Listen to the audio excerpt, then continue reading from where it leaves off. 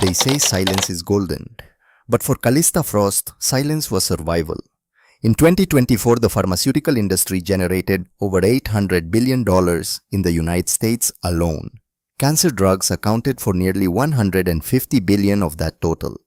When that much money is at stake, people don't just compete, they kill.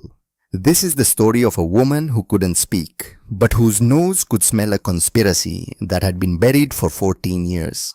A conspiracy that began with a car crash on a Colorado highway and ended with the most explosive pharmaceutical fraud case in Senate history. Her name was Callista Frost, and on the night of November 7, 2024, she saved a man's life by slapping a champagne glass out of his hand.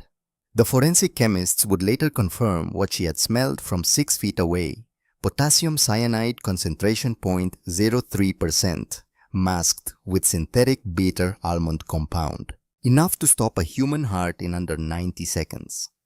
But we're getting ahead of ourselves. To understand how a mute fragrance chemist became the key witness in a billion-dollar murder conspiracy, you need to understand where her silence began. 12 years earlier, Interstate 70 Colorado Rockies, October 2010. The autumn aspens blurred past the windows of the silver Honda Accord like streaks of fire against the darkening sky.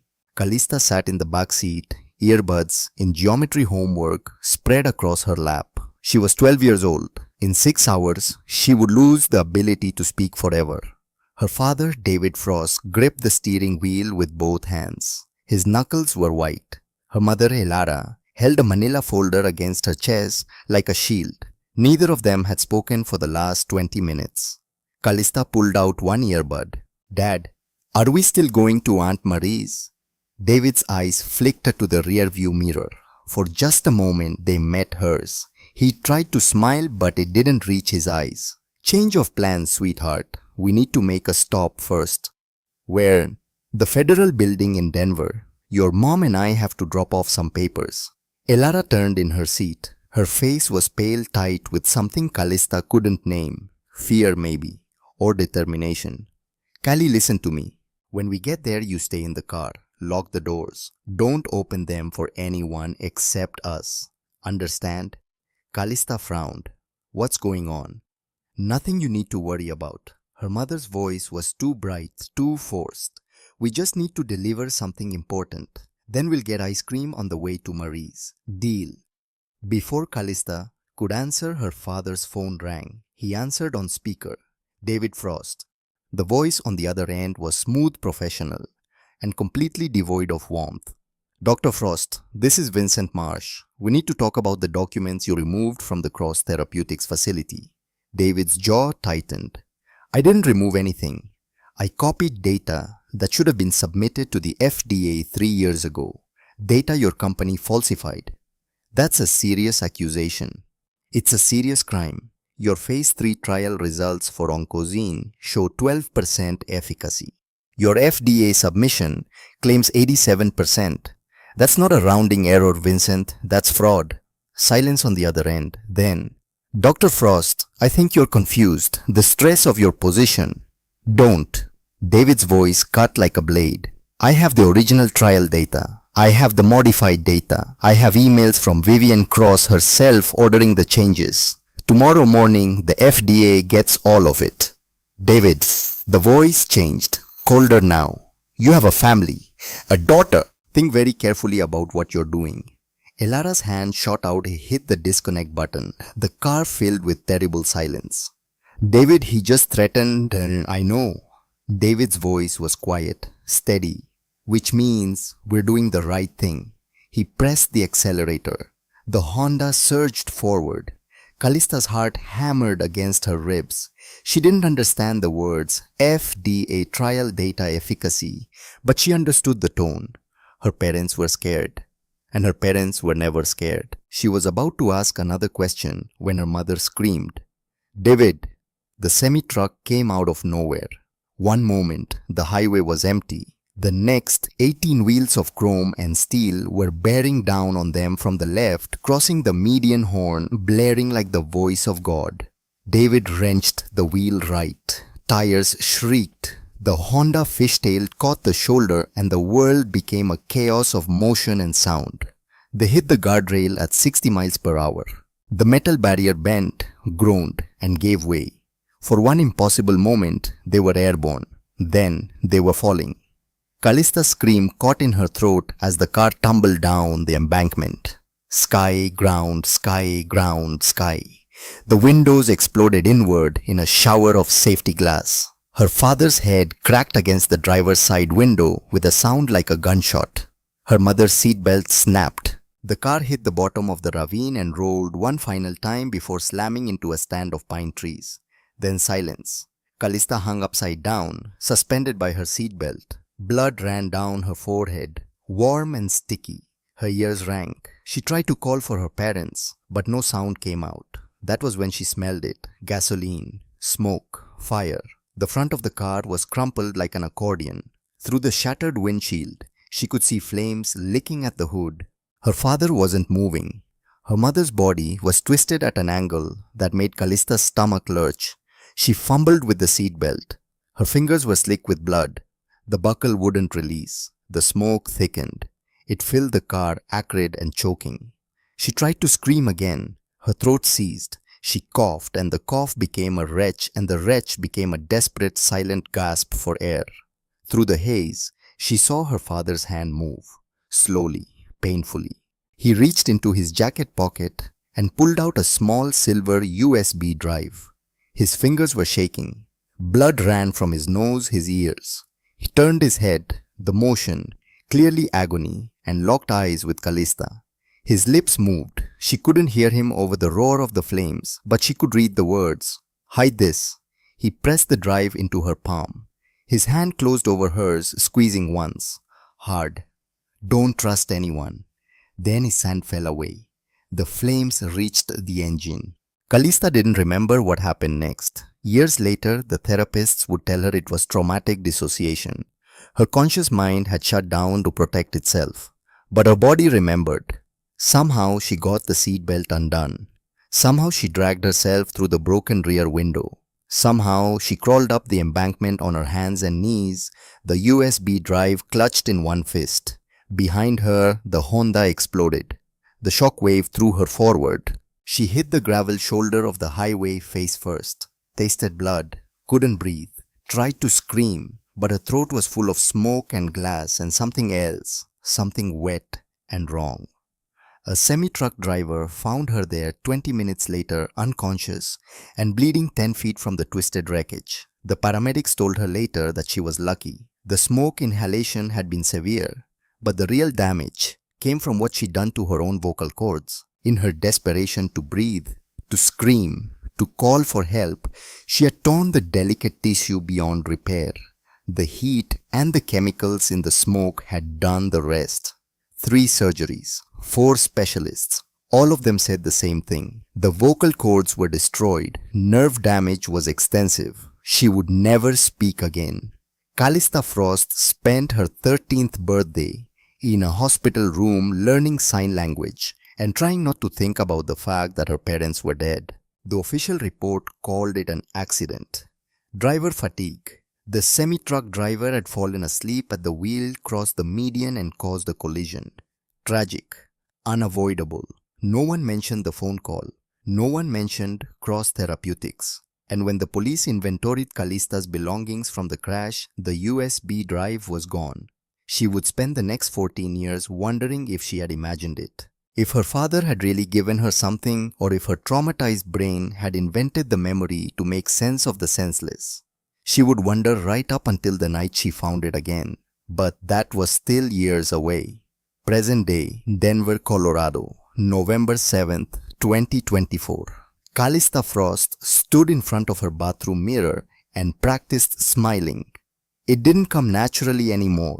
14 years of silence had taught her to communicate with her eyes, her hands, the tilt of her head. But smiles, genuine ones, required a kind of unself-consciousness she'd lost somewhere between the car crash and her 26th birthday.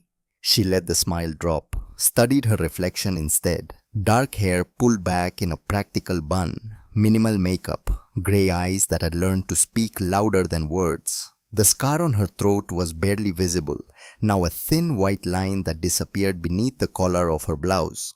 Most people didn't notice it. The ones who did usually assumed it was from a tracheotomy. They weren't entirely wrong. She checked her watch, 6:15. The gala started at 7. She had 45 minutes to cross town, pick up her boss, and arrive at the Denver Convention Center looking like she belonged there. Spoiler, she didn't belong there. The Rocky Mountain Pharmaceutical Conference was the kind of event where CEOs networked with venture capitalists over $30 glasses of champagne, where patent attorneys made deals that would determine which cancer patients lived and which ones couldn't afford their medication, where people like Calista lab technicians, researchers, the ones who actually did the science, were window dressing. She pulled on her coat and grabbed her purse. Her phone buzzed. Dr. Richard Palmer running late. Meet you there. Don't forget the presentation materials. Calista closed her eyes, took a breath. The presentation materials. Of course, the materials for the presentation that Dr. Palmer would deliver. The presentation based on research that Calista had spent 6 months conducting. Research that Palmer would claim as his own because that was how it worked when you were a mute lab technician with a bachelor's degree instead of a tenured researcher with a PhD and a personality like a wet sock. She typed her response. Calista, see you there. She didn't add what she was thinking. One day, I'm going to stand on that stage myself. One day, people will listen. But not today. Today, she was Dr. Richard Palmer's assistant. Today she would stand in the back of the conference room while he presented her work on olfactory compound identification. Today she would smile when people congratulated him and pretend she didn't care. Tomorrow she would update her resume. She grabbed the presentation materials, a leather portfolio containing 300 slides on gas chromatography mass spectrometry analysis of synthetic fragrance compounds, and headed for the door.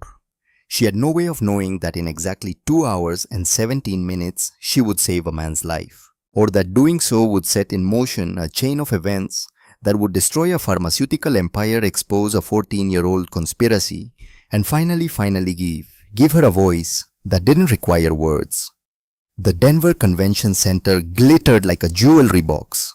Calista stood in the valet line, watching luxury cars disgorge men in tuxedos and women in evening gowns. A Bentley, 2 Teslas, a Mercedes S-Class that probably cost more than her annual salary. She looked down at her simple black dress, bought on sale at Nordstrom Rack, and felt a familiar tightness in her chest. The space was enormous when she entered.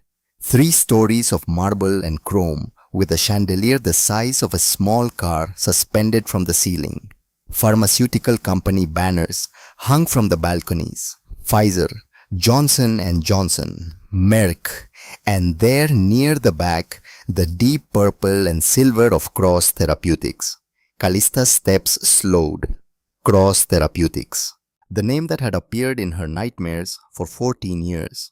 The company her parents had been investigating when they died. She walked past the Cross Therapeutics banner without looking at it, and made her way to the registration desk. After checking in, she moved into the crowd. The main ballroom was even more overwhelming than the lobby. Round tables covered in white linen, a stage at the far end with a podium and a massive screen, waiters circulating with trays of champagne and hors d'oeuvres. She found a quiet corner near the refreshment table and checked her phone. Still no message from Dr. Palmer. She looked around the room, tried to spot him in the sea of tuxedos. That was when she saw him, not Palmer, the other him. He stood near the stage, talking with a cluster of men in expensive suits. Tall, maybe 6'2", broad-shouldered, steel grey hair cut military short. A face that looked like it had been carved from granite, all sharp angles and hard lines. But it was his eyes that caught her. Even from across the room, she could see their intensity. Pale blue, almost colorless. The kind of eyes that looked right through you and catalogued everything they saw. She pulled out her program and flipped to the keynote speaker section. Thaddeus Kane, CEO Kane, Pharmaceutical Industries, the future of accessible oncology, breaking the monopoly on cancer treatment. Her breath caught. Kane Pharmaceutical, Everyone in the industry knew the name. They were the company that had spent the last 5 years developing generic versions of the most expensive cancer drugs on the market. The company that pharmaceutical giants like Cross Therapeutics wanted destroyed. She studied his biography. West Point graduate. Army Ranger 3 tours in Iraq and Afghanistan. Bronze Star, Purple Heart. Founded Kane Pharmaceutical in 2012 with a simple mission: make life-saving drugs affordable. 12 years later, he was on the verge of releasing a generic version of oncozine that would cost 90% less than the original. Cross Therapeutics stood to lose billions. She scanned the crowd more carefully now. There, near the bar, a man in a charcoal suit watching Kane with an expression that was too focused to be casual. Mid-50s, thinning hair, expensive watch. She checked her program again. Garrett Ashford, Vice President of Strategic Development, Cross Therapeutics. Callista's mouth went dry. She watched Ashford for another moment, watched him check his watch, then his phone, then glanced toward the kitchen entrance where the waitstaff were emerging with trays of champagne. He moved through the crowd with purpose. Intercepted one of the waiters, spoke to him briefly. The waiter nodded, adjusted his tray, and headed toward the stage, toward Kane. Callista's eyes tracked the waiter's path, watched him navigate through the clusters of conversation, watched him approach Kane's group with a professional smile. "Champagne, gentlemen."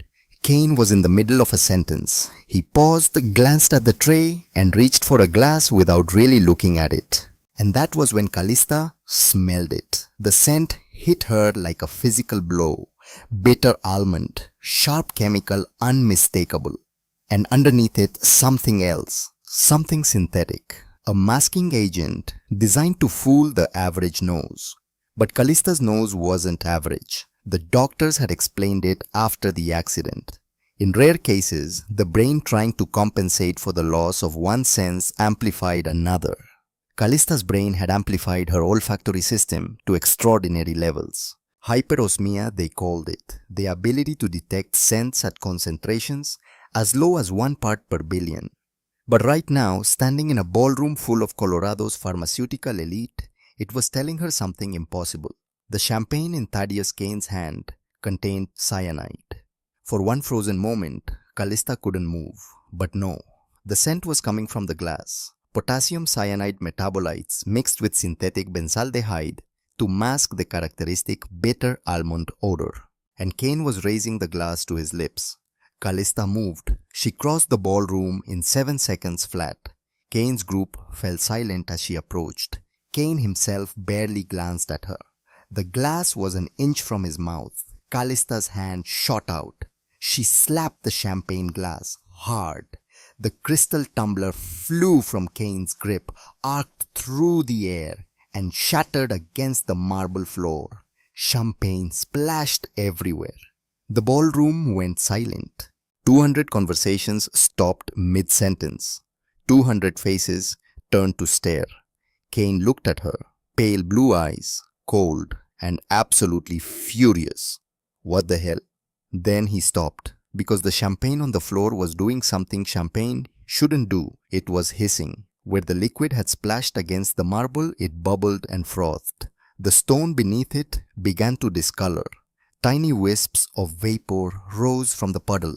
"Don't touch it!" Kane's voice cut like a whip. He grabbed one of his companions back. Then his eyes locked on Callista again. "What is that?" Callista pulled out her phone with shaking hands.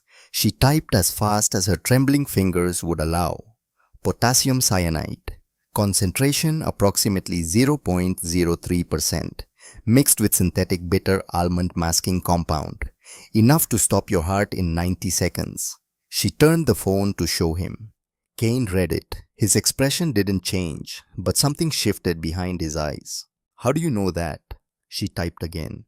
"I smelled it." "You smelled it." She nodded. From where?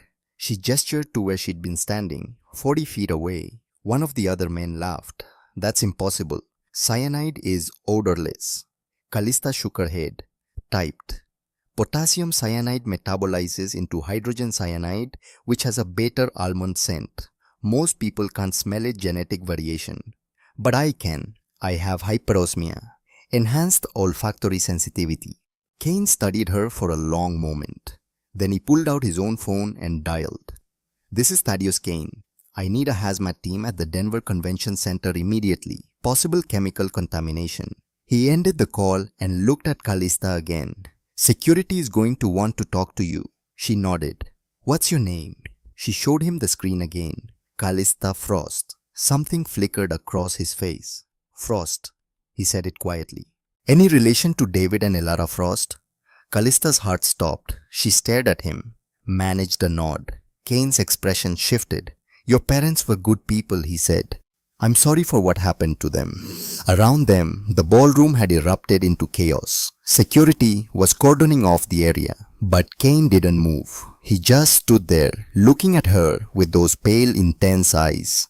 You saved my life, he said quietly. Why? Callista typed. Because someone killed my parents 14 years ago. And I think whoever tried to kill you tonight is the same person. Kane read the message. His jaw tightened. We need to talk, he said. But not here. The Denver Police Department's hazmat team arrived in 14 minutes. They tested the champagne puddle. They tested the broken glass. They tested the remaining glasses on the waiter's tray. The waiter himself sat in a folding chair near the kitchen entrance, face pale, hands shaking. Both he and the bartender claimed they had no idea how cyanide got into the champagne. Both of them were lying. Callista could smell it on them, the acrid tang of adrenaline, the sour note of fear, and underneath that, something that smelled like cash. She sat in a conference room on the second floor with a detective. Young guy, maybe 30. Detective James Morrison. Let's go through it one more time, he said. Callista typed on her phone. I was standing near the refreshment table.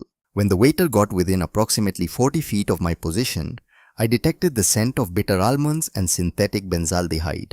Both are associated with cyanide compounds. I moved to intercept before Mr. Kane could drink from the contaminated glass. Morrison frowned. And you're sure it was cyanide you smelled? She picked up a pen and notepad. She wrote, I have hyperosmia. Olfactory sensitivity approximately 1000 times normal. I can differentiate between natural almond scent and cyanide metabolites. The concentration, molecular structure, and volatility are different. The door opened. An older man stepped in 50s gray suit. Detective Lieutenant Marcus Reeves. Miss Frost? He nodded at her. Mind if I join you? She shook her head. Reeves sat down. Hazmat just confirmed. Potassium cyanide 0.03% concentration. Enough to kill an adult male in under 2 minutes. He looked at Callista. You saved his life. No question. She gave a small nod. Now I need to understand how you knew. She showed him the notepad where she'd explained her hyperosmia. Reeves read it carefully. You're a chemist. She wrote fragrance chemist. I work at Alpine Scent Solutions. I analyze and develop synthetic fragrance compounds. Miss Frost, Reeves said slowly. We're going to need you to stay available for follow-up questions. Don't leave town without notifying us first. She wrote, Am I a suspect? No. But you're the only witness who can testify to smelling the poison. That makes you valuable. He paused. And possibly a target. The words hung in the air. Reeves stood. Miss Frost, do you have a way to get home? She nodded. Go straight there. Lock your doors. If you see anything unusual, call 911 immediately. He handed her a business card. My direct line is on there. Callista took the card. Wrote, What about Mr. Kane? Mr. Kane is with his security team. He's safe. Reeves moved toward the door, then paused. He asked if he could speak with you before you leave. You don't have to if you don't want to. Callista hesitated. Every rational instinct told her to go home. But another part of her, the part that had spent 14 years wondering if her parents' deaths were really an accident, wanted answers. She wrote, Where is he? They'd given Kane a private office on the 3rd floor. 2 security guards stood outside the door. They nodded at Reeves and stepped aside to let Callista enter. Thaddeus Kane stood by the window looking down at the street below. He'd taken off his tuxedo jacket. His shirt sleeves were rolled up, revealing forearms corded with muscle and marked with scars. He turned when she entered. "Miss Frost." His voice was quieter now. "Please sit." Callista sat in one of the chairs, pulled out her phone. Kane sat across from her. Up close, she could see the lines around his eyes, the silver threading through his dark hair. He looked like a man who'd lived several lifetimes and hadn't enjoyed most of them. "The police tell me you have hyperosmia," he said. She nodded. "Caused by the same accident that took your voice." Another nod. "Your parents were pharmaceutical researchers. They worked for Cross Therapeutics."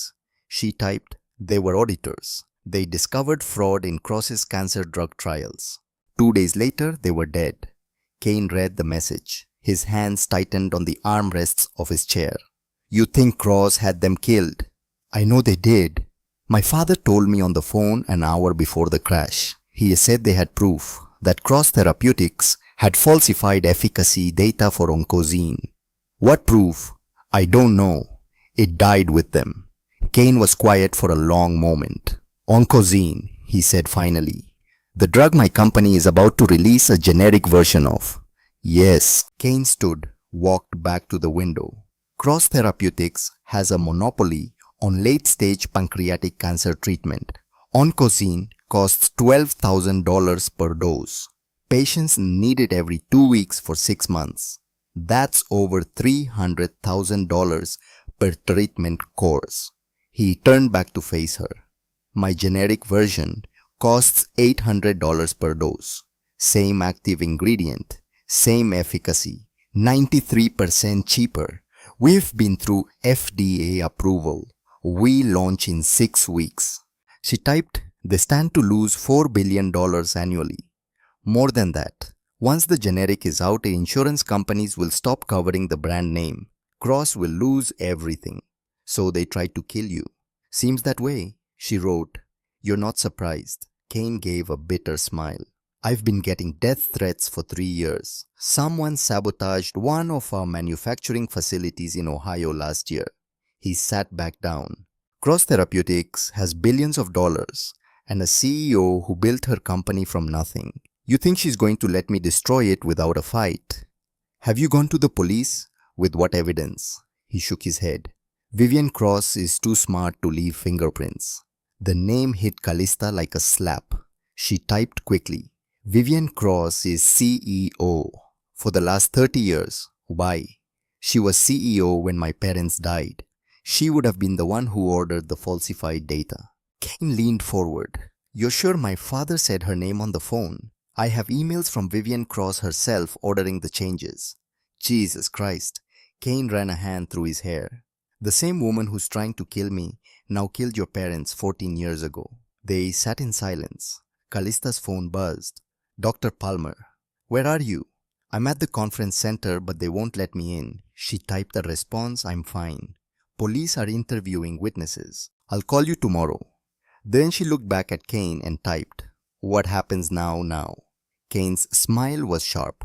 "Now I hire the best private security firm in Colorado, and I make sure my lawyers have everything they need to bury Cross Therapeutics in litigation." "That's defense. What about offense?" Kane studied her. "What are you suggesting?" Callista hesitated. "But her parents were dead, 14 years dead, and the woman who'd ordered their murder had just tried to kill again." She wrote, "You need proof that Cross ordered the hit. I can help you find it." "How?" "The same way I smell the poison. I can smell when people are lying.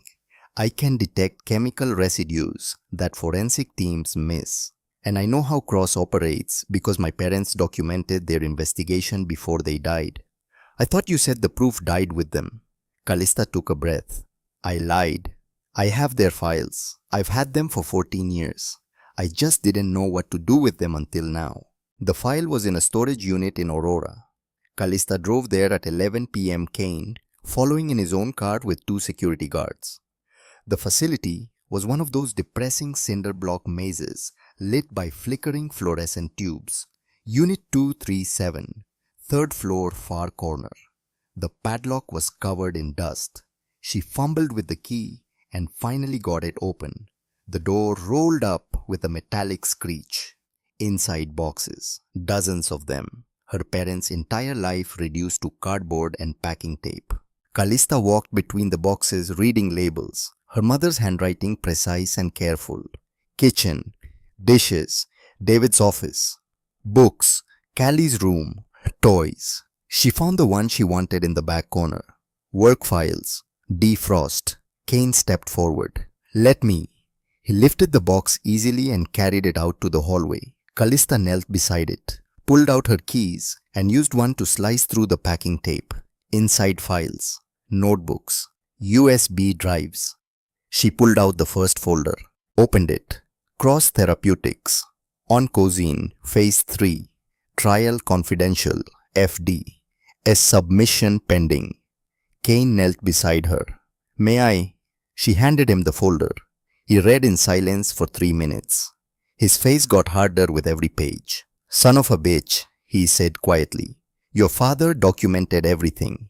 Trial enrollment numbers, patient outcomes, statistical analysis." Kane flipped another page. The actual efficacy rate was 11.3%. Cross reported 87.1% to the FDA. He looked at Callista. "This is fraud on a massive scale. If the FDA had seen this data, Oncozine never would have been approved. Thousands of patients have been taking a drug that barely works." Callista felt sick. She reached into the box and pulled out another item. A USB drive in a plastic bag. Labeled in her father's handwriting, "Cross emails. Backup." Her hands started shaking again. Kane noticed. "You okay?" She nodded. Pulled out her phone. This is what they died for. Proof that Vivian Cross ordered the data falsification. My father made a backup before he went to the FDA. "Have you read it?" She shook her head. "I was 12. I didn't understand what any of it meant. After the accident, my aunt packed everything up. I forgot it was here until tonight." Kane took the USB drive carefully. "We need to look at this, but not here." "Where? My office. It's secure." She typed, "They took my voice. They took my parents. They almost took you. I'm done letting them win." Kane looked at her for a long moment. Then he held out his hand. "Partners." She took his hand. His grip was warm, steady. "Partners," he said. And for the first time in 14 years, Callista didn't feel alone. Kane's office was in a high-rise in downtown Denver. They took the elevator to the 23rd floor. Kane used his thumbprint to unlock the glass doors. The space was unexpectedly sparse. Just clean lines, functional furniture, and floor-to-ceiling windows overlooking the city. "Coffee?" Kane asked. Callista nodded. He moved to a small kitchen area. She heard the hiss of an espresso machine. Kane returned with 2 cups. "Black, right?" She looked at him surprised. He smiled slightly. "Lucky guess." Kane gestured to the conference table. "Let's see what we've got." He connected the USB drive to his laptop. The file directory appeared. Hundreds of documents, emails, spreadsheets, scanned memos. Kane opened the first email. From Vivian Cross to Richard Carmichael, Head of Clinical Research. Date March 15th, 2011. Subject Phase 3 results. Urgent, Richard. The preliminary data is unacceptable. 11% efficacy won't get us FDA approval. I don't care how you do it, but those numbers need to be at least 85% before submission. Use smaller sample sizes. Exclude non-responders. Reclassify partial responses as full responses. Whatever it takes. We have $200 million invested in this trial. Failure is not an option. V.C. Kane read it aloud. His voice was flat, but Callista could see the anger in the set of his jaw. He opened another email. From Richard Carmichael to Vivian Cross. Date March 18th, 2011. Vivian, I have restructured the data analysis as requested. By excluding 67% of enrolled patients and reclassifying progression-free survival parameters, we can report 87.1% efficacy. However, I need to stress that this is scientific fraud. If discovered, we're looking at criminal charges and complete loss of FDA approval. R.C. Kane opened a third email from Vivian Cross to Richard Carmichael. Date March 18, 2011. Richard, your concerns are noted. Do it anyway and delete these emails. VC, she ordered the fraud in writing, Kane said, and she ordered the evidence destroyed. He looked at Callista. Your father got these before Carmichael deleted them. Callista nodded. Typed, my father was the external auditor. He had access to the servers before Cross locked him out. Kane scrolled through more emails. His face got darker with each one. At the bottom of the folder, a video file. Kane clicked it. The video showed a conference room. Cross Therapeutics logo on the wall. Timestamp, April 3rd, 2011. Vivian Cross sat at the head of the table. Late 50s in the video, blonde hair, pulled back, expensive suit. She started talking. Gentlemen, the FDA submission is in 2 weeks. I want to be very clear about expectations. The data show 87% efficacy. Anyone who suggests otherwise will be terminated immediately.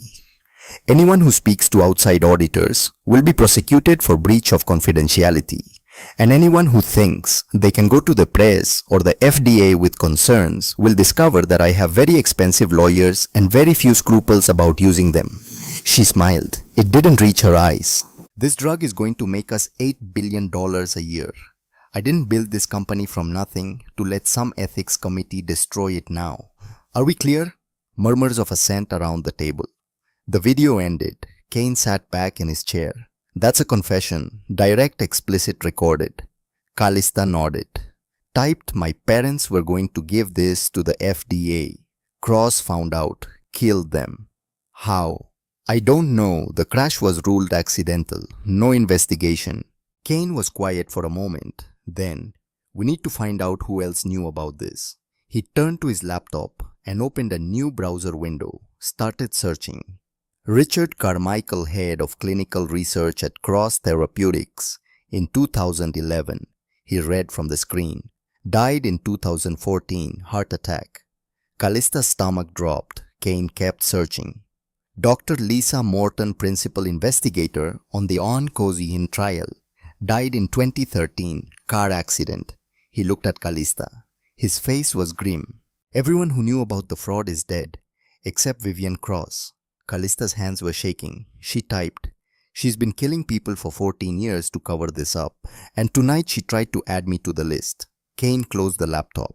We can't go to the FDA with this, not yet. Cross has too many connections. She'll bury the evidence and us along with it. Then, what do? Kane stood, walked to the window. We build an airtight case. We find evidence she can't destroy, witnesses she can't kill. And then we take everything to the Senate Committee on Health and Pharmaceutical Oversight. He turned back to face her. Public hearings, televised testimony, make it so big she can't make it disappear. How long will that take? Weeks, maybe months. Callista shook her head. Typed, my mentor is dying. Barnaby Lowell, pancreatic cancer, stage 4. He's been on Oncozine for 6 months. It's not working. He has maybe 3 months left. She looked at Kane. How many other people are dying because they think Oncozine will save them? How many families are bankrupting themselves for a drug that doesn't work? Kane's jaw tightened. Too many. We don't have months. Then what do you suggest? Callista thought about it. Thought about Vivian Cross's video confession. Thought about the emails, ordering fraud. Thought about 14 years of silence while people died for profit. She typed, we force her hand. We make her think she's won. And then we make her confess on record the same way my father did. Kane studied her. That's dangerous. Everything about this is dangerous. True. He almost smiled. Okay. How do we do it?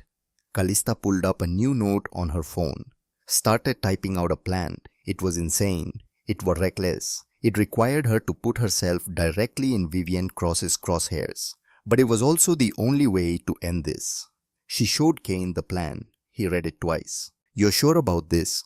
She nodded. Because once we start, there's no going back. Cross will know you're coming for her. She'll come for you. She typed, I've been silent for 14 years. It's time to make some noise. Kane looked at her for a long moment. Then he held out his hand again. Then let's make it loud. Callista shook his hand, and somewhere in the darkness of Denver, Vivian Cross slept peacefully, not knowing that the daughter of the people she'd murdered was about to destroy everything she'd built. But she'd find out soon enough. The plan was simple in theory. Callista would get hired at Cross Therapeutics, get close to Vivian Cross, use her hyperosmia to gather evidence the old-fashioned way. In practice, the plan was terrifying. You understand what you're asking for, Kane said. It was 4 in the morning. You're asking to walk into the lion's den and hope she doesn't recognize you. Callista typed, She's never seen me. I was 12 when my parents died. Different name on my employment records. Different face. Frost isn't exactly a common name. I go by Callista Morgan professionally. My aunt's surname. It's on all my credentials. Kane nodded slowly. Even so, Cross Therapeutics does background checks. Thorough ones. They'll find the connection. Then we make sure they don't look that hard. We make me too valuable to waste time investigating. She pulled up a new note, started typing. Cross Therapeutics is developing a new fragrance compound for their oncology wards. They've posted a job listing for a senior fragrance chemist. I'm the best candidate in Colorado. Kane raised an eyebrow. Modest. Accurate. I have published 6 papers on synthetic fragrance compounds. I have patents. And I can do things with my nose that their entire R&D department combined can't do. They'll want references. Dr. Palmer will give me one. And I have 3 other professors who'll vouch for my technical skills. Kane was quiet for a moment. Then, when does the application close? Friday. 3 days from now. Kane stood, walked to the window. The sky was starting to lighten in the east. If you do this, he said quietly, you need to understand something. Vivian Cross has killed at least 4 people that we know of. Your parents, Richard Carmichael, Dr. Lisa Morton. She tried to kill me last night. She will not hesitate to kill you if she discovers who you are. I know. I can't protect you inside Cross Therapeutics. Once you're in that building, you're on your own. I know. Callista stood, walked over to stand beside him at the window. She typed, 14 years ago, my father gave me a USB drive and told me to hide it. I've been hiding ever since. Hiding from the truth. Hiding from the people who killed my parents. Hiding from my own voice. She looked up at him. I'm done hiding. Kane studied her face. Finally he nodded. Okay, but we do this smart. You wear a wire. Audio recording concealed in a necklace or a watch. Something that looks normal but captures everything. Cross will sweep for recording devices.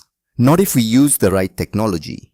I know a guy, former NSA. He specializes in covert surveillance equipment that can beat most standard sweeps. How much does that cost? Kane's smile was thin. I'm worth $300 million, Miss Frost. I think I can afford a wire. The next 3 days were a blur. Callista submitted her application to Cross Therapeutics at 9 a.m. on Tuesday. By Wednesday afternoon, she had a call from their HR department requesting an interview. By Thursday morning, she was sitting in a conference room on the 14th floor of the Cross Therapeutics building in downtown Denver, trying not to throw up. The HR representative was a woman in her 40s named Sharon Mitchell. Professional smile, firm handshake. Thank you for coming in on such short notice, Sharon said.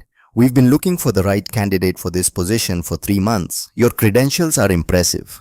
Callista nodded, pulled out her tablet. Thank you for the opportunity. I'm excited to learn more about the position. As you know from my application, I'm mute due to a medical condition, but I communicate via ASL and written text. Sharon read the message. Of course, that won't be a problem at all. In fact, one of the reasons we're particularly interested in your application is your hyperosmia. That's documented in your medical file, correct?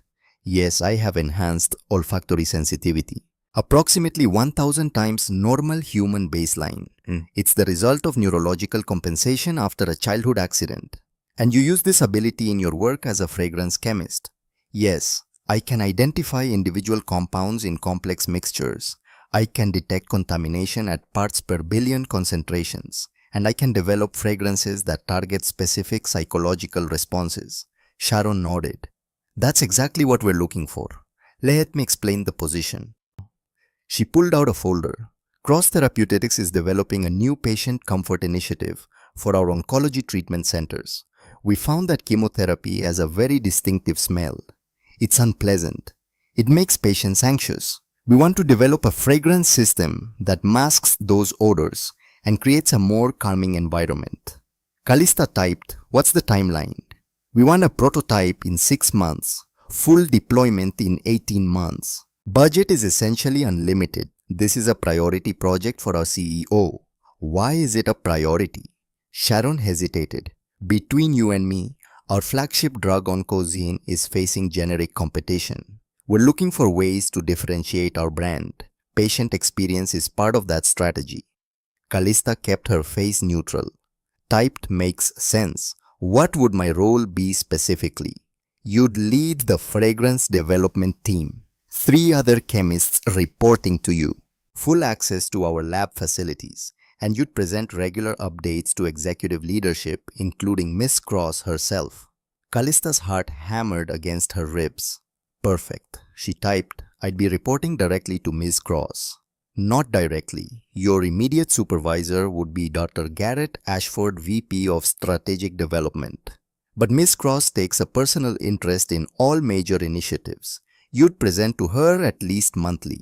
Garrett Ashford, the man who'd been watching Kane at the gala. Callista made herself nod calmly.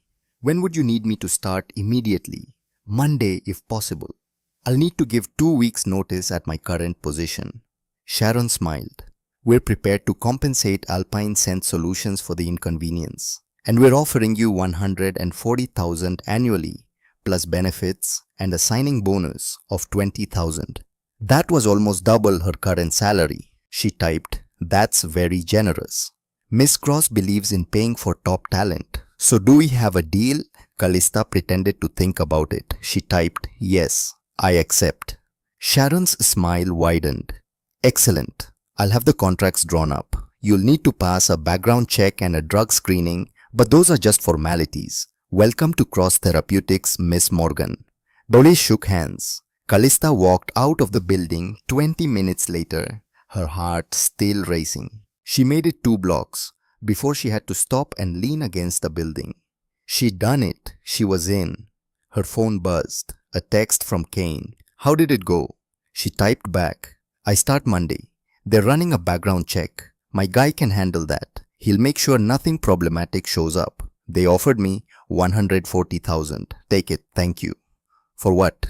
"For believing I can do this." There was a pause. "Then you saved my life with 90 seconds of warning and no ability to explain yourself verbally. If anyone can do this, it's you."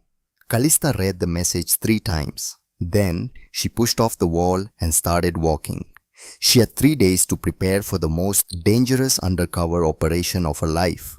Kane's guy turned out to be a nervous-looking man in his 60s named Daniel Harper. They met in a parking garage in Aurora. Harper arrived in a Toyota Camry that had seen better days. He looked like someone's accountant. He did not look like someone who'd spent 30 years designing covert surveillance systems for the National Security Agency. "Miss Frost," he said, shaking her hand. "Thaddeus speaks highly of you." Callista nodded. Harper opened his trunk. Inside was a metal briefcase. "I understand you need to beat a corporate security sweep. Cross Therapeutic uses Sentinel systems for their electronic countermeasures. Good equipment, not top tier but good. They sweep for RF transmission, magnetic anomalies, and thermal signatures." Who opened the briefcase? Inside what looked like a simple silver necklace with a small pendant. "This," Harper said, "is a quantum encrypted digital recorder. No RF transmission. It stores everything locally on a solid-state chip smaller than a grain of rice. No battery. It's powered by kinetic motion from your body. No heat signature above ambient temperature. And the casing is non-magnetic composite material." He handed it to Callista. It was lighter than it looked. How does it work? She typed on her phone. Wear it. It records everything within 15 feet. Voice activated, so it only saves when people are speaking. Storage capacity is approximately 200 hours. When you need to download the files, you put it in this case and connect to a computer via encrypted USB. What's the failure rate? In the field, less than 1%. I have had operatives wear these into foreign embassies, intelligence agencies, organized crime meetings. Never been detected. Callista put the necklace on. The pendant settled against her sternum. How much? Harper looked at Kane, who was standing a few feet away. Kane shook his head slightly. Already paid for, Harper said. Consider it a gift. Callista looked at Kane. Typed, I can't accept this. It's too expensive. Kane walked over. Yes, you can, because I need you to survive the next 6 months, and this gives you the best chance of doing that. His eyes were serious. Vivian Cross is careful. She doesn't make mistakes, but everyone slips eventually. When she does, I need you to have a recording of it. Understand? Callista nodded. Harper closed the briefcase. One more thing. Background check. He pulled out a tablet. Cross Therapeutics uses a standard check for employment verification. I've already inserted a clean background file for Callista Morgan into their system.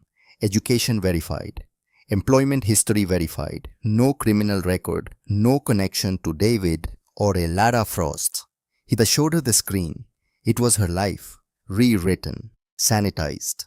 The insertion will hold up to standard scrutiny, Harper said. But if Cross orders a deep investigation, private detectives, financial forensics, that kind of thing, it'll fall apart. How long do I have before that happens? Depends on how suspicious you make her. Could be weeks, could be days. He looked at her seriously. Don't give her a reason to look closely. Callista nodded. Harper packed up his equipment, shook her hand again. Good luck, Miss Frost. Don't get killed. He drove away. Callista and Kane stood in the parking garage. You're really doing this, Kane said. Yes. Last chance to back out. I'm not backing out. Kane nodded slowly.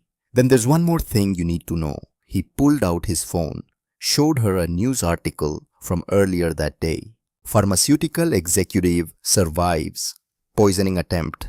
Denver. Thaddeus Kane, CEO of Kane. Pharmaceutical Industries was the target of an apparent assassination attempt at the Rocky Mountain Pharmaceutical Conference on Tuesday night. A champagne glass containing potassium cyanide was intercepted before Kane could drink it.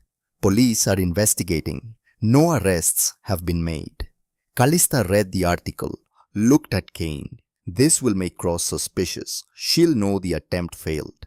She'll be looking for whoever warned you. Exactly. Which is why the official story is that you're just a brilliant chemist with hyperosmia who happened to smell the poison and reacted instinctively.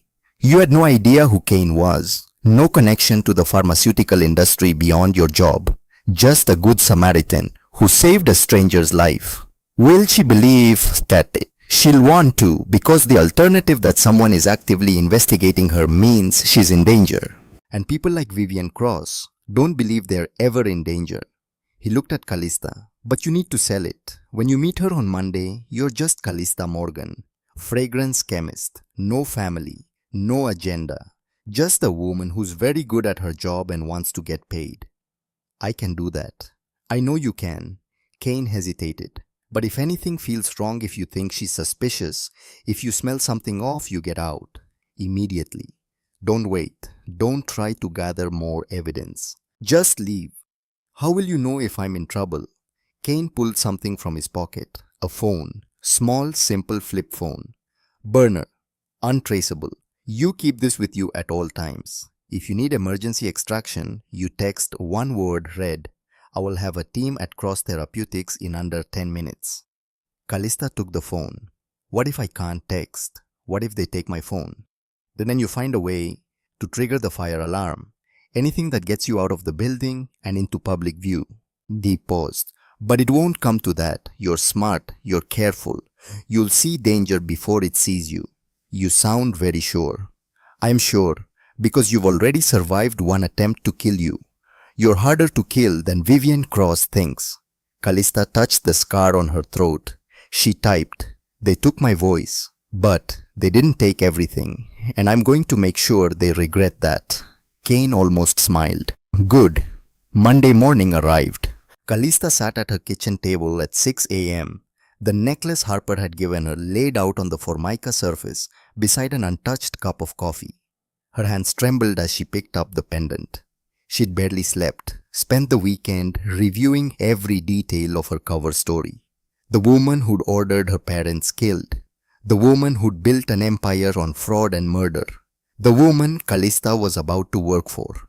She put on the necklace. The pendant settled against her chest, cool and solid. Recording. Always recording. She dressed carefully. Professional, but not flashy. Black slacks, white blouse. The kind of outfit that said competent scientist without saying threat. She checked her bag. Tablet, backup tablet, pens, notebook. The burner phone Kane had given her hidden in an inner pocket. Her regular phone buzzed. Kane, good luck today. Remember, you're just a chemist, nothing more. She typed back, understood. Kane and Callista. Be careful, it was the first time he'd used her first name. She typed, I will. Then she grabbed her bag and headed for the door. Cross Therapeutics was a 40-minute drive from her apartment. She arrived at 8:15. Parked in the visitor lot. Sat in her car for 5 minutes breathing. You can do this. You have to do this. She got out of the car. The building looked different in daylight, less imposing. Just glass and steel and money. She walked through the front doors. The lobby security guard checked her ID, made a phone call. Miss Morgan, someone from HR will be down in a moment to escort you. Callista nodded, stood by the water feature, watched the water cascade over polished stone, counted her heartbeats. Miss Morgan, she turned. Sharon Mitchell from HR, same professional smile. Welcome to your first day. Let's get you set up. The next 2 hours were a blur of paperwork and orientation. Callista signed forms, received her permanent security badge, got her photo taken, was given a laptop, a lab coat and a key card for the research facilities. Sharon walked her through the building, showed her the cafeteria, the gym, the meditation room. We have excellent benefits, Sharon said. Full health, dental vision, 4 weeks vacation, matching 401k. Miss Cross believes in taking care of her employees. Callista nodded along.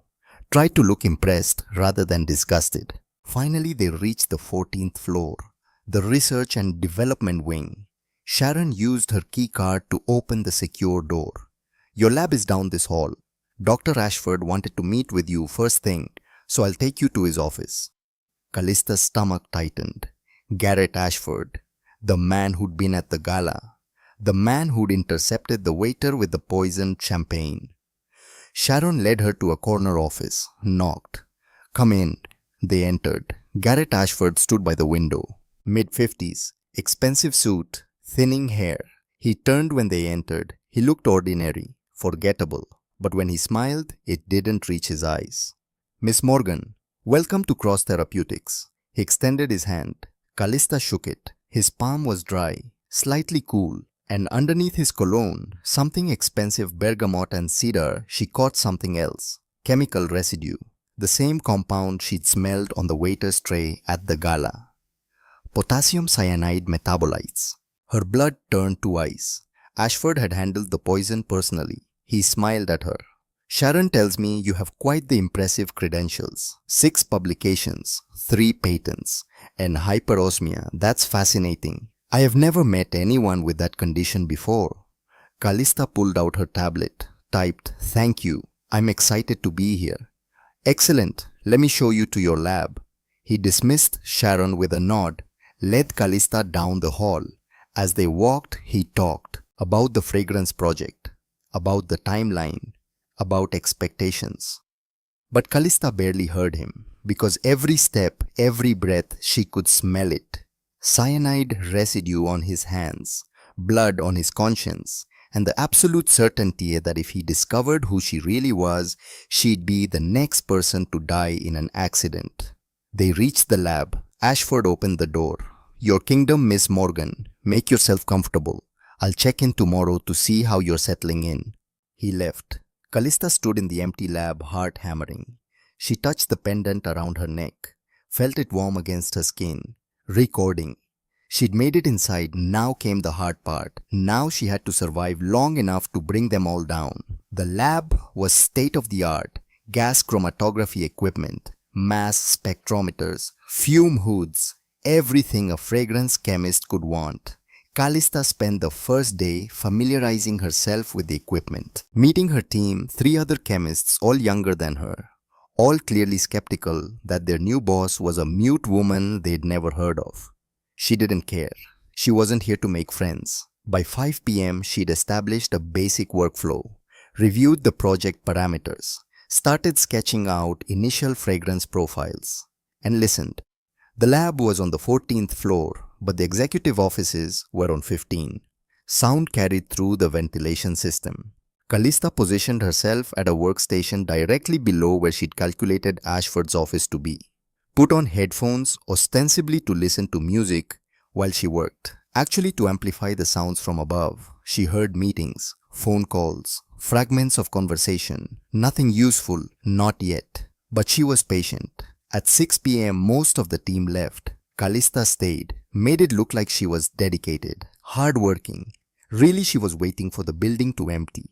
At 7:30 she heard it, footsteps above, a door opening, then voices. "Can't believe she's still alive. Garrett Ashford. The dosage should have been lethal." Another voice, older, female. Callista's breath stopped. Clearly someone warned him. The question is who? Vivian Cross. Callista's hands shook. She forced herself to stay still, to keep working, to look normal if anyone glanced into the lab. But her ears strained, the pendant around her neck capturing every word. "The police interviewed everyone at the gala," Ashford said. "Nobody saw anything suspicious, except that woman who knocked the glass away. The mute chemist. Right, Callista Morgan. They're calling her a hero. Good Samaritan who smelled the poison." Silence. Then Cross. "Do we believe that Panay the police do? She's nobody. Lab technician. No connection to Kane. No connection to anyone. Hyperosmia. That's what her medical records say. And you verified those records. Standard check did the background. Clean. No red flags." Another pause. "I don't like coincidences, Garrett. A woman with a superhuman sense of smell just happens to be standing near Kane at the exact moment we try to eliminate him. That's not luck. That's planning. You think Kane planted her? I think we need to be careful. Very careful." Callista's heart hammered so hard she thought they'd hear it through the floor. "What do you want me to do?" Ashford asked. "Watch her. If she makes contact with Kane, if she shows any sign of being more than what she appears to be, we deal with her." "How?" "The same way we've dealt with every other problem. Quietly. Permanently." Footsteps. A door closing. Silence. Callista sat frozen at her workstation. They suspected. Not enough to kill her yet. Not enough to investigate deeply. But enough to watch. She looked down at her hands. They were shaking. She touched the pendant, still recording. She had their voices, discussing murder, admitting to past eliminations. But it wasn't enough. Not yet. She needed more. Needed specifics. Needed Cross to say the words that would destroy her. Needed to stay alive long enough to get them. Callista packed up her equipment, left the lab, walked to her car on legs that felt like water. Got in, locked the doors, sat in the darkness of the parking garage and tried not to scream. Her phone buzzed, the burner. Kane status. She typed with shaking fingers. "They're suspicious. Cross told Ashford to watch me. If I make contact with you, they'll kill me. Then don't make contact. We communicate through this phone only, never in person, never on regular channels. I got them on recording. Talking about eliminating problems permanently. That's good. That's progress. They're going to kill me if they find out who I am. The response took a moment. Then, don't let them find out. You're smarter than they are, Callista. You've already survived them once. She stared at the message. Typed, I was 12. I had no choice. And now you're 26 and you still have no choice because if you run, if you quit, Cross wins. She keeps killing. She keeps profiting and your parents died for nothing. Callista closed her eyes. He was right. She hated it that he was right, but he was. She typed, okay, I'll stay, but I need more evidence, something undeniable. Then get it, I'll be here when you need me. Callista put the phone away, started her car, drove home through streets that suddenly felt full of ice. She made it home, locked every door, every window, sat on her couch in the darkness, and for the first time in 14 years, Callista Frost allowed herself to cry. Not because she was scared, though she was. Not because she was alone, though she was that too, but because she'd heard Vivian Cross's voice, the woman who'd ordered her parents' deaths, and she'd sounded so normal, so ordinary, so human. Like murder was just another business decision. Like 14 years of Callista's grief meant nothing. Like the thousands of cancer patients dying on a drug that didn't work were just acceptable losses in the pursuit of profit. Callista cried until she had no tears left. Then she stood up, walked to her bedroom, pulled the USB drive from its hiding place, looked at her father's handwriting on the label. Cross emails. Backup. I'm going to finish this, she whispered to the empty room. Her voice was barely a rasp, broken, damaged, but it was hers, and tomorrow she'd go back to Cross Therapeutics. Tomorrow she'd smile at Garrett Ashford. Tomorrow she'd walk past Vivian Cross in the hallway and pretend she didn't know the woman had killed her parents. Tomorrow she'd lie with every breath, because that was what it took to bring down an empire. And Callista Frost had been preparing for this her entire life, even if she hadn't known it until now. 3 weeks later, the pendant around Callista's neck had become a second heartbeat. She barely noticed its weight anymore, but every conversation it captured, every careless word spoken in the executive offices above her lab, brought her closer to the evidence she needed. Evidence that would hold up in a Senate hearing. Evidence that Vivian Cross couldn't bury. She'd learned to navigate the rhythms of Cross Therapeutics. Learned when Ashford took his coffee breaks. Learned when Cross held her Friday afternoon strategy sessions. Learned when the building emptied enough that she could move through it like a ghost. She'd gathered fragments, pieces of a puzzle. Ashford on the phone. The Ohio facility fire was clean. No investigation. Insurance paid out. Cross in a meeting. I want quarterly updates on Kane Pharmaceutical's production capacity. If they have any vulnerabilities, I want to know about them. A visiting consultant Callista never saw his face, only smelled gun oil and cordite on his clothes meeting with Cross. The Lowell situation. You want it handled the same way as Carmichael. Callista's blood had frozen when she heard that. Barnaby. They were going to kill Barnaby. She'd texted Kane immediately on the burner. He'd contacted Barnaby, warned him offered protection, but they were too late. 4 days later, Barnaby Lowell was found dead in his home. Natural causes, the death certificate said. Stage 4, pancreatic cancer. Expected. Except Callista had visited the crime scene. Kane had pulled strings to get her access, listed as a family friend. She'd walked through Barnaby's bedroom, smelled the air, detected what the police had missed, potassium chloride residue on the bed sheets. Faint but unmistakable. Potassium chloride, used to stop the heart. Undetectable in an autopsy if the person already had a terminal illness. Murder disguised as mercy. Callista had stood at Barnaby's funeral 3 days ago, unable to speak the eulogy she'd written.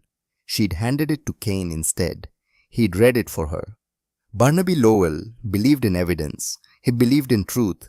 He believed that silence in the face of injustice was complicity. He taught me that my voice wasn't in my throat, it was in my actions.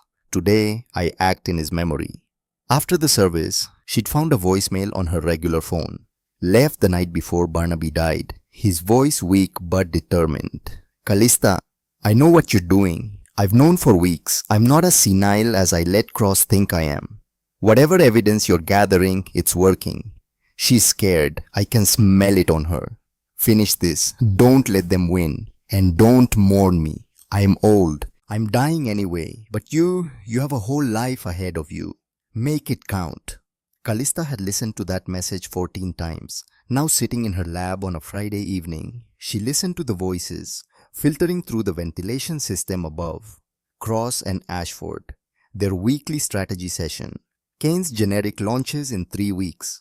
Ashford was saying, once it hits the market, our oncozine sales will drop by 70% within 6 months. Then we accelerate the timeline, Cross said. Her voice was cold, calculated. I want another attempt on Kane. This time make it look like natural causes. Heart attack, stroke, something the press won't question. The chemist Morgan, she'll smell any poison we use. Then don't do it where she can smell it. Do it at his home or in his car. Use something that dissipates quickly. And Garrett, yes. Make sure there are no witnesses this time. Callista's hands were shaking so hard she could barely hold her pen. The pendant was recording. Every word, clear, undeniable. But it still wasn't enough. She needed Cross to say the words, to admit to the Frost murders, to Carmichael, to Morton, to Barnaby. She needed a full confession, and she had an idea how to get it. A terrible, dangerous idea. But Kane had said he'd be there when she needed him, and she needed him now. She waited it until 8 p.m. until the building was empty, then pulled out the burner phone. Typed, I need to force Cross's hand. Are you ready? The response came immediately. What do you need Senate hearing? Public. Within 2 weeks. Can you make it happen? I can try. What's your plan? Callista took a deep breath, typed out the full strategy. Kane's response took longer this time. That's incredibly dangerous. If she realizes what you're doing, she won't. Not until it's too late. You're sure no, but it's the only way. Another pause. Okay, I'll set it up. Senate Committee on Health and Pharmaceutical Oversight. I'll have my lawyers petition for an emergency hearing on oncozine efficacy concerns. You'll testify as an expert witness on pharmaceutical fragrance chemistry. That's your cover. When? 2 weeks from tomorrow, December 2nd, Washington, D.C.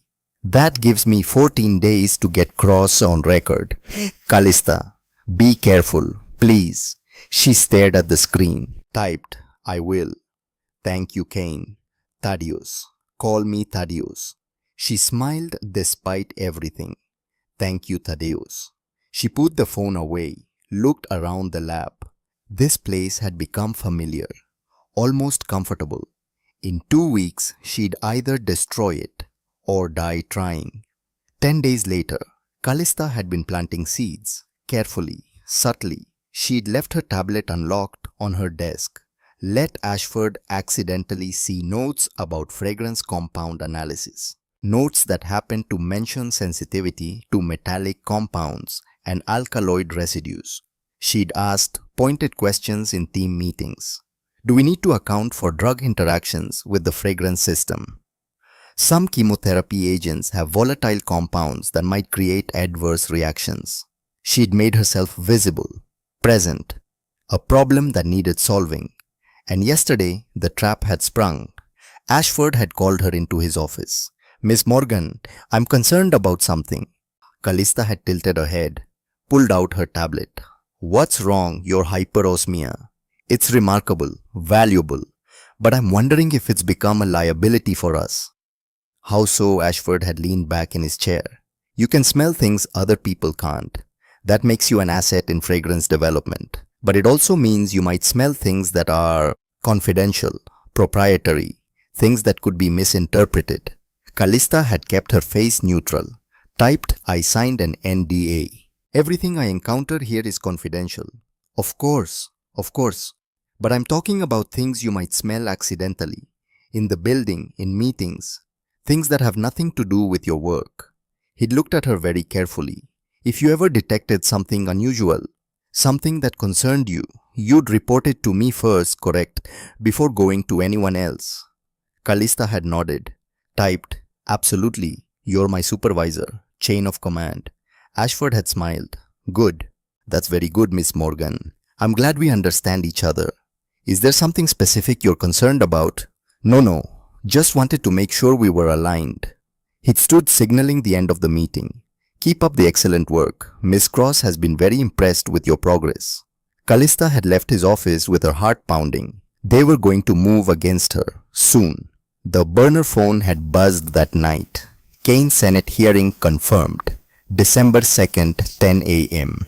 Committee hearing room. You'll be called as an expert witness. My legal team will handle the technical presentation, but you'll need to be ready to testify. Callista understood. Kane and Callista, I'm having a security team shadow you. They'll stay out of sight, but if you trigger the extraction signal, they'll be there in under 5 minutes. Callista, I thought you said 10 minutes. Kane, that was before they killed Barnaby. Now I'm not taking chances. Callista, thank you. Kane, 5 more days, then you're out of there. Can you hold on for 5 more days, Callista? I have to. December 1st, one day before the hearing. Callista's car wouldn't start. She'd come out to the Cross Therapeutics parking garage at 6 p.m. after another day of recording damning conversations to find her Honda completely dead. She tried the ignition 3 times. Nothing. Not even a click. Then she'd smelled it. Brake fluid.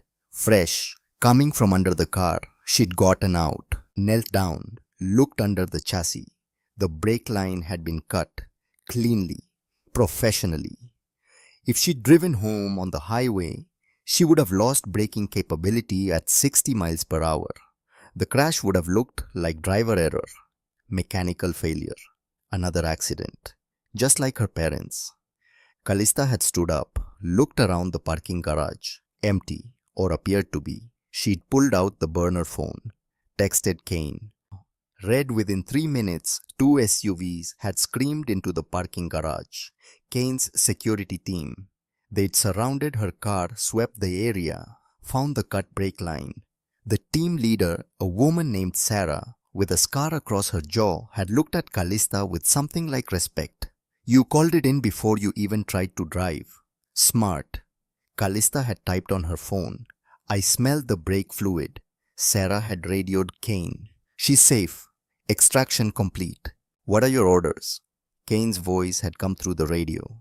Get her to the airport, private jet to DC. She's testifying tomorrow. I'm not giving Cross another chance. Callista had looked back at the Cross Therapeutics building. 14th floor. Her lab. She'd wanted to go back, get her research, download the pendant's recordings. But Sarah had shaken her head. We have remote access to the pendant. Everything you recorded is already backed up to Kane's secure servers. You don't need to go back in there. Ever, one of the other guards had added. Callista had nodded, let them escort her to the SUV, watched the Cross Therapeutics building disappear in the rear-view mirror. She'd spent 14 years wondering if she'd imagined her father's warning. Don't trust anyone. She hadn't imagined it. And tomorrow, in front of the United States Senate, she was going to make sure everyone knew exactly what Vivian Cross had done. December 2nd, Washington, D.C. The Senate hearing room was smaller than Callista had expected, but it was packed. Journalists, pharmaceutical executives, FDA officials, patient advocacy groups, and at the witness table, flanked by 3 lawyers in expensive suits, Vivian Cross and Garrett Ashford. Callista sat in the back row, wearing a simple navy dress, her hair pulled back, the pendant around her neck, containing 200 hours of recorded conversations. Kane sat beside her. He'd flown in on the same private jet, spent the entire flight, briefing her on hearing protocol, making sure she understood the questions his lawyers would ask. You don't have to speak, he'd reminded her. Everything you say can be typed and read aloud by the interpreter. The Americans with Disabilities Act guarantees your right to testify. Now watching Cross smooth her blonde hair and smile at the senators, Callista felt a strange calm settle over her. No more hiding, no more fear. Just the truth. Senator Patricia Reeves, chairman of the Committee on Health and Pharmaceutical Oversight, called the hearing to order. This emergency session has been convened to examine concerns regarding the efficacy and safety of oncozine manufactured by Cross Therapeutics. We'll begin with testimony from the petitioner Kane Pharmaceutical Industries. Kane's lead attorney, a sharp woman named Angela Torres, approached the microphone. Madam Chair, members of the committee, we are here today because thousands of Americans are dying while taking a medication they believe will save their lives. A medication that costs $300,000 per treatment course. A medication that, according to evidence we will present today, has an actual efficacy rate of 11.3%, not the 87.1% reported to the FDA. Murmurs rippled through the room. Cross's lead attorney stood. Objection. These are baseless allegations. Oncozine has been on the market for 13 years. It saved countless lives. Senator Reeves banged her gavel. You'll have your chance to respond. Continue, Miss Torres. Torres nodded. We have documentation showing systematic fraud in the Phase 3 clinical trial. We have emails from Cross Therapeutics executives ordering data manipulation. We have video evidence of the CEO threatening researchers who questioned the results. And we have testimony from an expert witness who has gathered further evidence of ongoing criminal conspiracy. She gestured to Callista. The committee calls Miss Callista Frost to testify. Callista stood, walked to the witness table. Every eye in the room followed her. Cross's face showed nothing, but Callista caught the scent from 20 feet away. Fierce sweat, sharp, acrid. Cross recognized the name Frost. Callista sat, placed her tablet on the table. An ASL interpreter took position beside her. Senator Reeves spoke. Miss Frost, please state your name and occupation for the record. Callista typed. The interpreter read aloud. My name is Callista Frost. I am a fragrance chemist and former employee of Cross Therapeutics. Cross leaned forward, whispered urgently to her lawyer. Senator Reeves continued. Miss Frost, I understand you have a medical condition that prevents you from speaking. Is that correct? Callista typed. Yes, Senator. My vocal cords were destroyed in a car accident when I was 12 years old. The same accident that killed my parents, David and Elara Frost. The room went silent. Cross was staring at her now, really looking, seeing past the professional clothes and the 14 years of aging, seeing the 12-year-old girl who should have died in that car. Callista typed again. The interpreter read, my parents were pharmaceutical auditors hired to examine Cross Therapeutics' oncozine Phase 3 trial data. In 2010, they discovered massive fraud. Vivian Cross ordered their deaths to prevent them from reporting to the FDA. Objection! Cross's lawyer was on his feet. This is slander we demand. Overruled. Senator Reeves's voice was ice. The witness will continue. Callista pulled the USB drive from her bag, handed it to Torres. This drive contains emails from Vivian Cross ordering the data falsification. It contains a video of Miss Cross threatening her staff. It contains the original trial data showing the true efficacy rate. My father saved this evidence before he was killed. I have kept it for 14 years. Torres connected the drive to the hearing room's display system. The first email appeared on the screen behind Callista. From Vivian Cross, subject Phase 3 results. Urgent. I don't care how you do it, but those numbers need to be at least 85% before submission. Then the second. Do it anyway and delete these emails. Then the video. Vivian Cross, 13 years younger but unmistakable, threatening her research team. I didn't build this company from nothing to let some ethics committee destroy it now. The room exploded. Journalists shouting questions. Senators demanding order. Cross's lawyers huddling.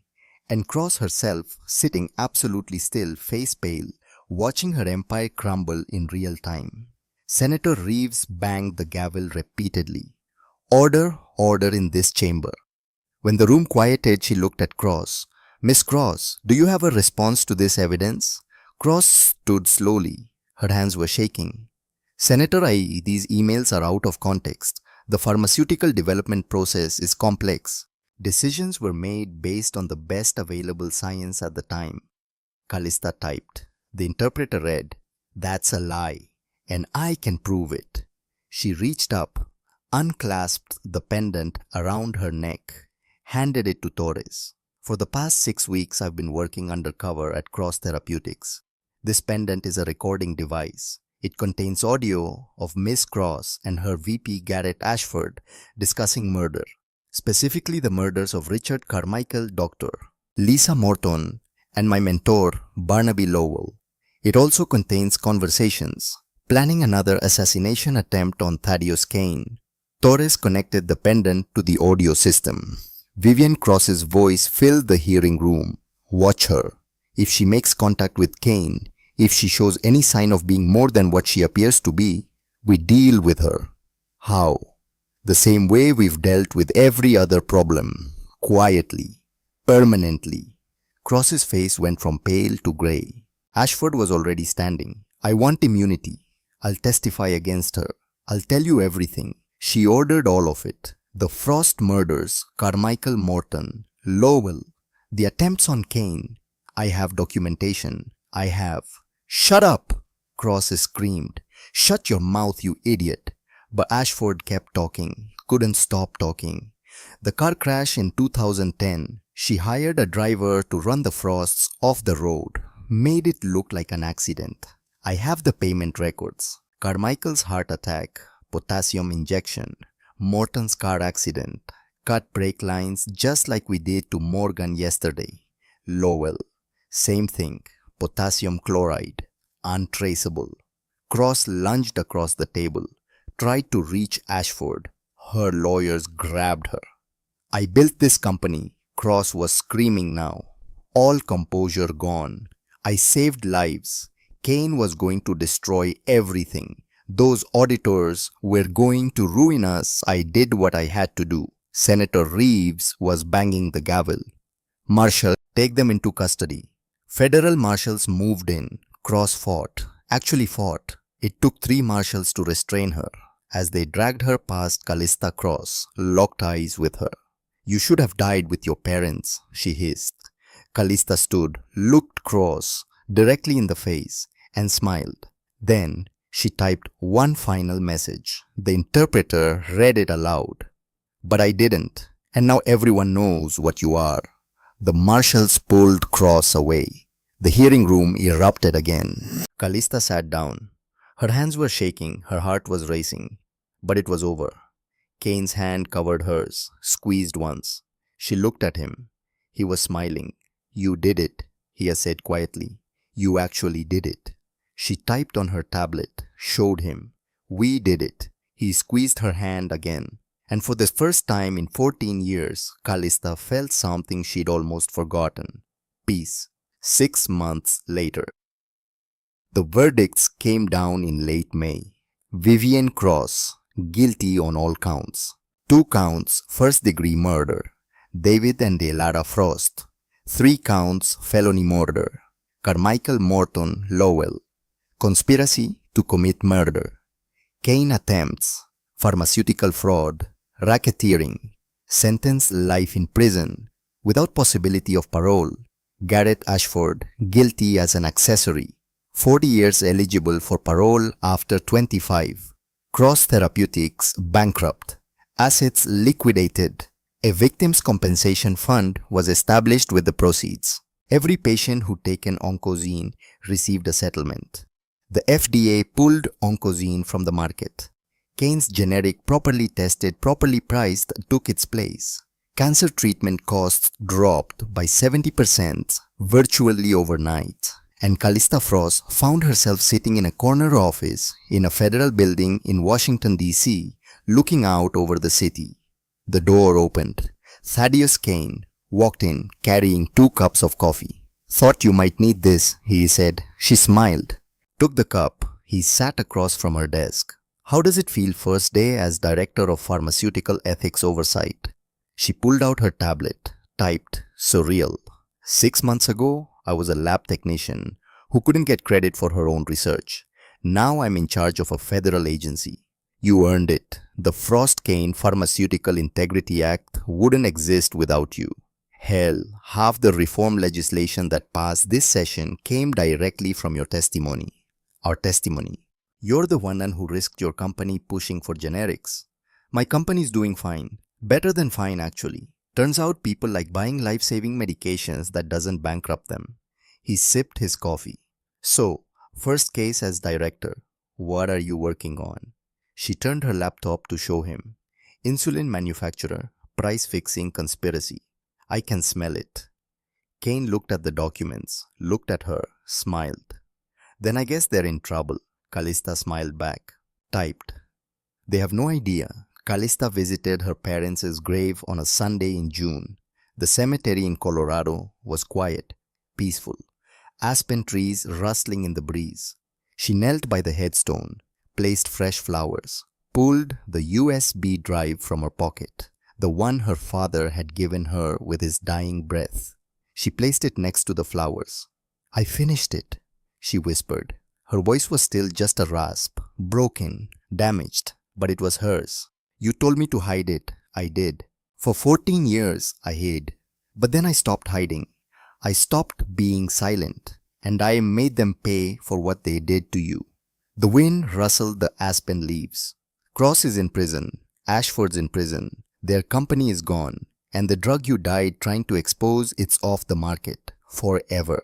She touched the headstone, her father's name, her mother's name. I wish you could have seen it. Wish you could have been there when she was dragged out of that hearing room, screaming. Wish you could know that you were right, that the evidence you saved changed everything. She stood. I have your job now, sort of.